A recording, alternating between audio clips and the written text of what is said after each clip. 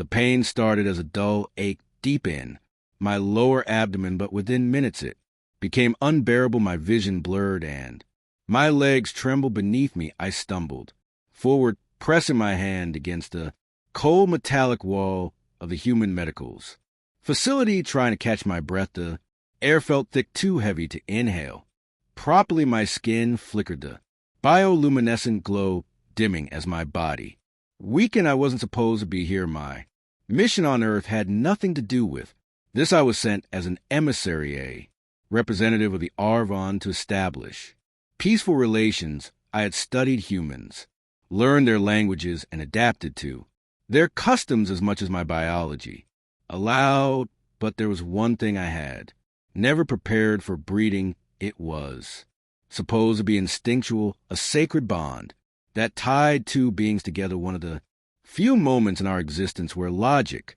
gave way to something deeper. But something had gone wrong. Something inside me was tearing apart, rejecting the process. I tried to endure it alone, but now standing in the sterile, white-walled room, I knew I couldn't. A sharp wave of pain shot through me, and my knees buckled.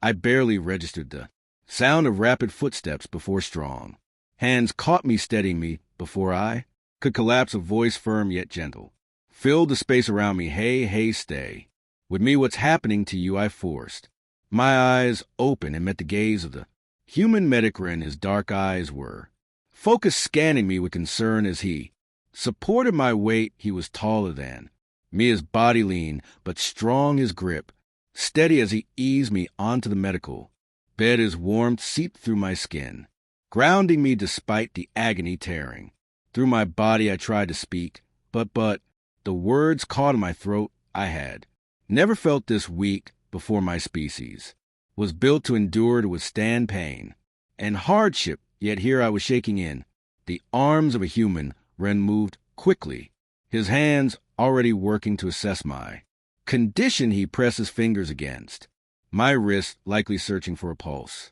But my physiology was different from his. He frowned, eyes narrowing as he studied me. You're in distress, he said, but I don't know enough about your anatomy to help properly. You need to tell me what's happening. I swallowed hard, forcing my voice past a burning in my throat. My organ, it is failing. His expression darkened. What organ? Your heart, your lungs. I shook my head weakly. No, the reproductive organ. During bonding, something went wrong. Understanding flickered in his gaze, but he didn't recoil.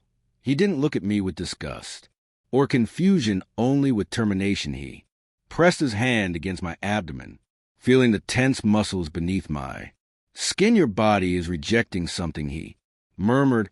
I need to scan you. We don't have time to waste. I barely nodded before another wave of pain hit me, my back arching off the bed, my hands clenched into fists, my bioluminescence flaring in response to the agony I felt.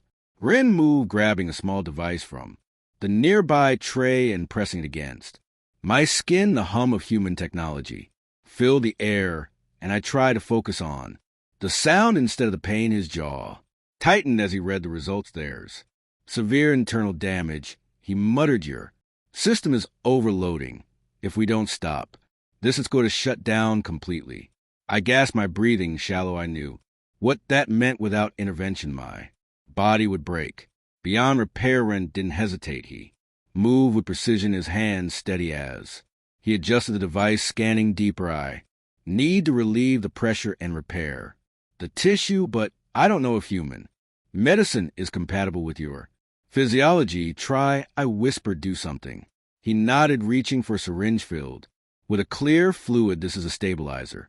It might help regulate your system while I work. I didn't question him. I had no choice but to trust him. I felt the sharp sting of the needle as he injected the solution into my skin, and almost instantly a cool sensation spread through my body. The pain didn't vanish, but it dulled just enough for me to breathe again. Ren exhaled sharply, his hands moving with careful efficiency as he worked to repair the damage. I focused on his face, on the way his brow furrowed, in concentration on the tension in his jaw. He was entirely focused on saving me. I had always thought of humans as unpredictable, reckless, my people spoke. Of them with caution warning that their emotions made them dangerous, but in this moment I saw something else. I saw a being who refused to give up, who was willing to fight for a life that wasn't even his own. Minutes stretched into eternity as he worked. My body trembled, exhaustion threatening to drag me into unconsciousness, but I forced myself to stay awake. Rin kept talking to me, his voice steady, grounding me. You're strong, he said softly, but even the strongest need help sometimes. His words stirred something deep inside me. My species never spoke of weakness, never admitted when we needed help, and yet here I was, clinging to the life this human was, trying so desperately to save. Finally, after what felt like hours, Ren stepped back, exhaling in relief. It's done. He murmured, your body should stabilize now, but you need to rest. I stared up at him, my chest rising and falling with deep, slow breaths. The pain was still there, but it was different now. Manageable. My limbs felt heavy, my mind clouded with exhaustion, but I was alive. Ren sat beside me, his hand stained with remnants of my glowing blood. His shoulders were tense, his body still coiled with the effort of what he had just done. You saved me, I said, my voice barely above a whisper. He gave me a small, tired smile. Of course I did. A strange warmth spread through my chest, something unfamiliar yet not unwelcome. I had come to this world expecting nothing but duty and obligation, yet as I lay there feeling the lingering touch of his hands, the steady presence of his gaze, I realized something else entirely. Perhaps I had been meant to come to earth for this. I tried to move, but my limbs refused to obey. The exhaustion weighed down on me like a heavy force, pressing me into the medical bed. My breathing had slowed, no longer ragged with pain, but each inhale still felt like a battle. My body was still weak, still recovering from whatever had gone wrong inside me. Ren remained beside me, watching me carefully, his dark eyes filled with something I couldn't name. Concern, see, curiosity. I swallowed, my throat dry. What did you do? I sealed the internal damage, he said, his voice steady, professional. Your system was in shock. Whatever process your body was going through, it wasn't natural, or at least not normal. I had to manually stop the rejection before your organs failed. His words carried weight, and I felt the truth of them in my bones. I had come so close to something irreversible. If I had waited longer, if I hadn't stumbled into this human medical facility. I clenched my fingers against the thin fabric of the bed. I had always believed my species was resilient, superior in our ability to control our own bodies, our own destinies. And yet here I was alive only because a human had refused to let me die. Run shifted, leaning forward slightly, his gaze still fixed on me. What happened? He asked. What caused this? I hesitated. The question wasn't unexpected, but I wasn't sure I had an answer. My people's reproductive cycle was deeply ingrained in our biology, an instinct as natural as breathing. It wasn't supposed to fail. It was the bonding. I admitted finally. My voice felt strange, foreign to my own ears. My body was completing the process. When something went wrong, my organ began to collapse instead of adapting. Ren frowned. That's not normal. No, I forced myself to take a slow breath. It has never happened before, not to my kind. His expression remained thoughtful, his fingers drumming lightly against the edge of the medical tray beside him. Then there must have been an external factor, he said, something that interfered with the process. I closed my eyes for a brief moment, trying to recall everything that had led to this. There had been no warning signs, no indication that my body would reject the bond. My species didn't even allow breeding without absolute compatibility. It was a biological certainty, a predetermined match. So why had my body reacted this way? I opened my eyes again to find Rin still watching me, his gaze sharp. There was no judgment there, no disgust, only a genuine desire to understand. I need time, I admitted, to think, to understand. Rin gave a small no. Then rest, he said. You're safe here, safe. The word echoed strangely in my mind I had spent my entire life believing. Safety was something that came from control, from knowing every outcome before it happened, but now in this sterile human medical facility, under the watchful care of a man I barely knew, I felt something unfamiliar. I wasn't in control, and yet I wasn't afraid. My body betrayed me, quickly dragging me into unconsciousness despite my resistance.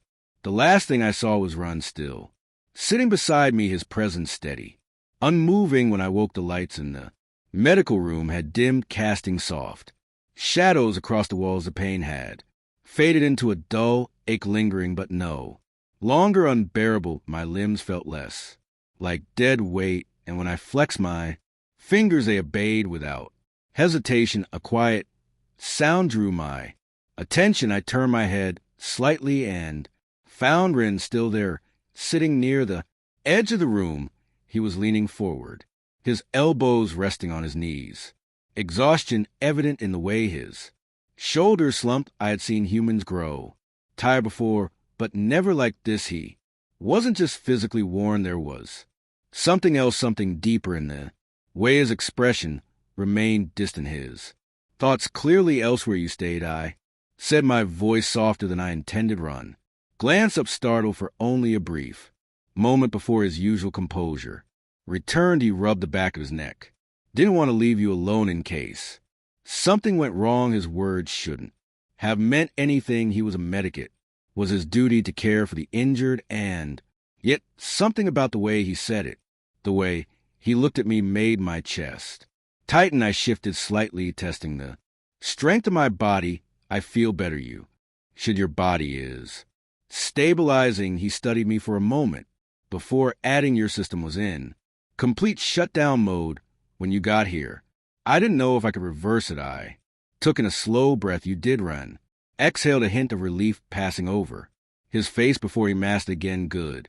He leaned back in his chair. Still, I don't know enough about your species to be sure this won't happen again. We need to figure out what caused it. I knew he was right, but I wasn't ready to answer.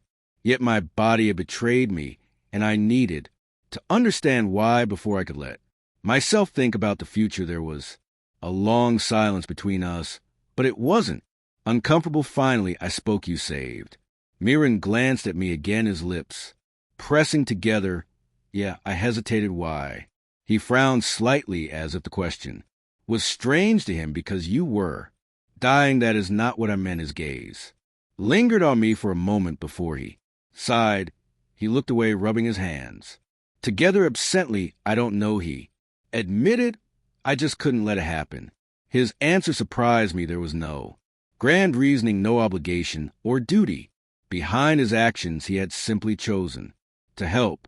I had spent my life among my own kind, where everything was carefully measured, planned, and controlled. Emotions were secondary to logic, but Ren had acted on instinct, on something unexplainable, and he hadn't hesitated.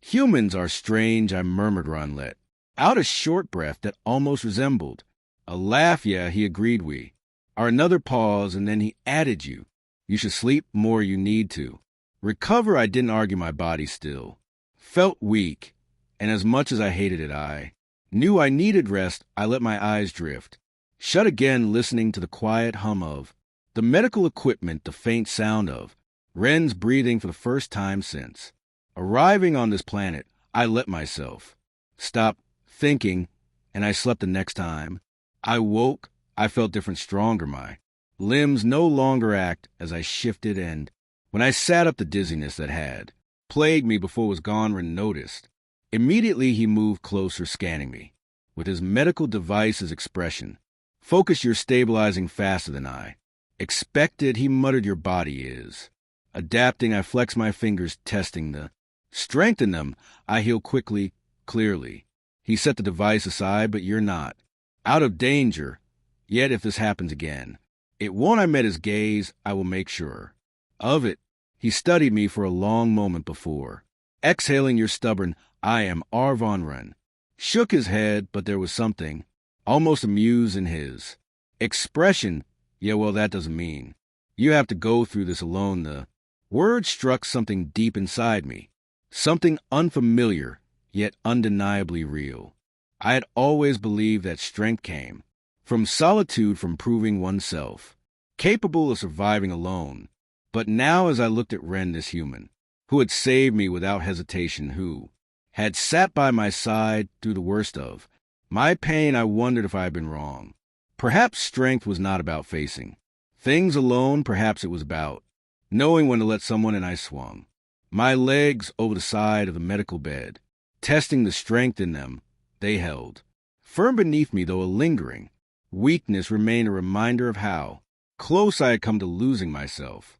I exhaled slowly, and Studrin was beside me. In an instant, his hands hovering near my arms, ready to catch me if I fell, but I didn't. You shouldn't push yourself too fast, he said. Your body is still recovering. I cannot stay in this bed forever, I replied, meeting his gaze. I need to move to understand what happened.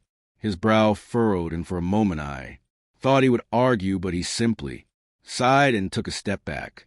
All right, he said, but take it slow. I took a cautious step forward. Then another. My muscles protested, but the pain was manageable. I focused on the rhythm of my breathing, grounding myself in the present. Ren walked beside me, watching carefully. You're healing faster than any human would. My species was designed to endure, I said, but something went wrong. My body failed when it was not supposed. He nodded. That's what we need to figure out. I turned to him. You know human medicine, but you do not know my biology. How will you find the answer? His lips pressed together in thought. You're right. I don't have the knowledge to diagnose this on my own. He hesitated, then said, but there's someone who might. I narrowed my eyes. Who? And shifted his weight. Dr. Naya Voss. She's one of the leading xenobiologists on this planet.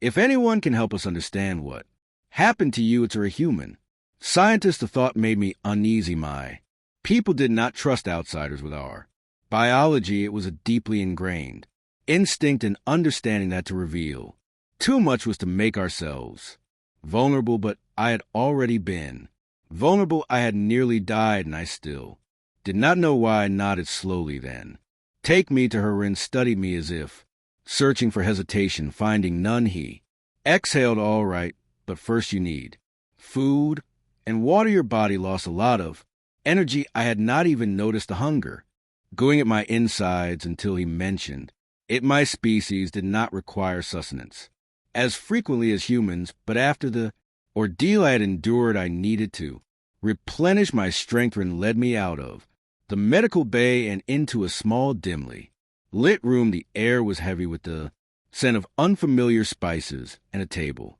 sat in the center, lined with various plates of food. I hesitated. Human food may not be compatible with my system. Run picked up a small device and scanned a few of the items. Some of this should be safe protein, simple carbohydrates. Try this. He handed me a small piece of food.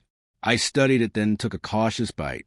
The texture was strange, the taste unfamiliar, but it did not cause an immediate rejection. I swallowed. Ren smirked. See, not so bad, I said, nothing, focusing on the act of eating. The food settled in my stomach, and I felt a slow return of strength. Ren sat across from me, watching me with a quiet intensity. You never told me why you were alone when you collapsed. I stiffened. The question was not unexpected, but it was not one I was ready to answer. He waited, patient but unrelenting. Finally, I set my food down because I was abandoned. His expression darkened. By whom I mate. The words felt bitter on my tongue. The one who was supposed to complete the bond with me. Ren straightened slightly. He left you. I exhaled slowly. He ran along.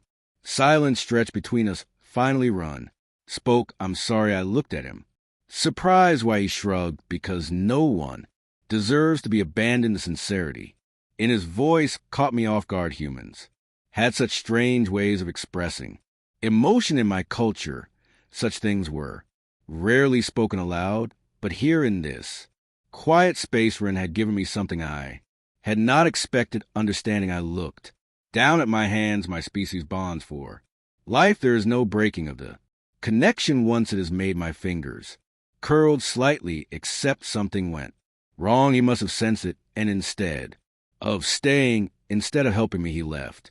Ren's jaw tightened, coward. I let out a short breath that might have been a bitter laugh. Perhaps he leaned forward. Slightly what happens now without the bond. One hesitated. I do not know it was the truth my people did not prepare for. This kind of failure the bond was supposed to be absolute. Ren studied me for a long moment. Then he stood. Come on. We should go before it gets too late. I rose, as well feeling steadier than before. To the scientist, he nodded. She'll have questions, a lot of them I will answer. What I can, I said, but I will not tell her everything. That's fair. He led me outside where the night air was cool. Against my skin, the city stretched before us, filled with unfamiliar lights and sounds as humans moved in groups, talking and laughing, oblivious to the turmoil inside me. In motion toward a vehicle. Come on. I hesitated for only a moment before following him inside. The doors closed with a quiet hiss, and the vehicle moved forward, carrying us toward whatever answers lay ahead. For first time in my life, I was walking a path with no certainty, and yet for first time I was not walking it alone. The quiet hum of the vehicle filled the space between us as we traveled through the city. I sat still, watching the world blur past the window, taking in the strange pulsing lights, the unfamiliar structures. Everything about this place was foreign, and yet for the first time since arriving here, I did not feel entirely alone. Ren sat beside me, focused on the road, his fingers occasionally tightening on the steering wheel, as if lost in thought. He had not asked any more questions, but I could feel them lingering in the air between us. Finally, I broke the silence. This Dr. Voss, she will not treat me like an experiment.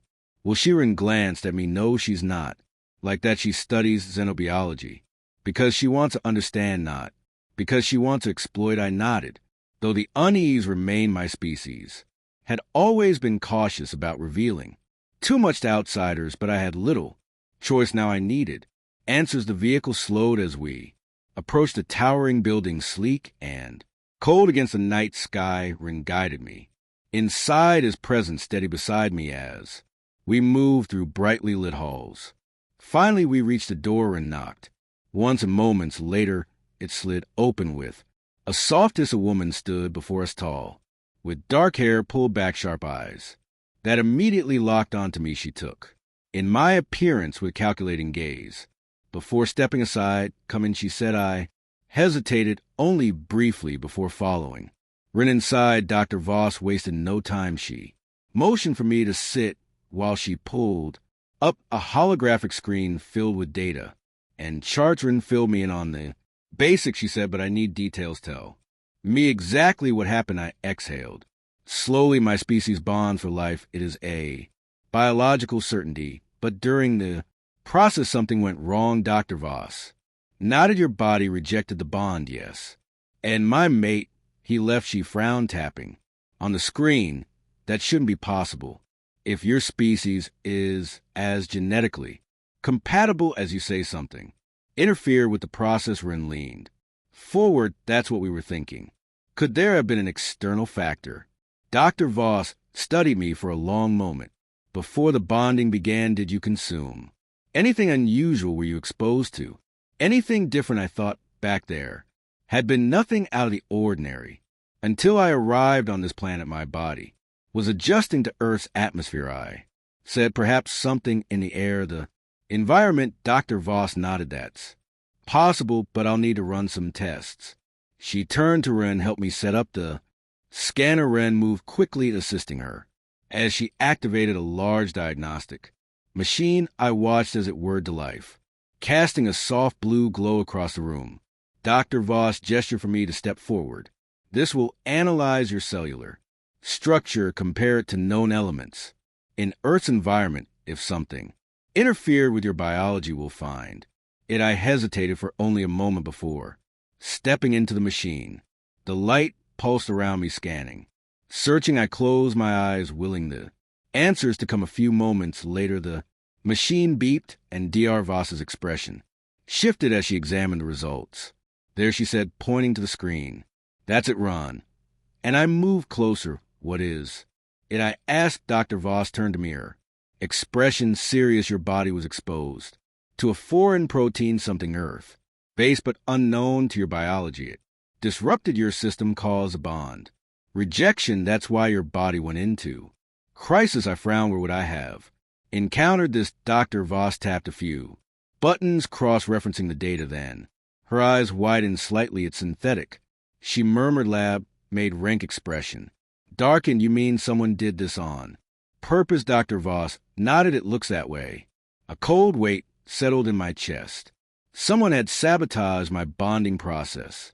Someone had ensured that my body would.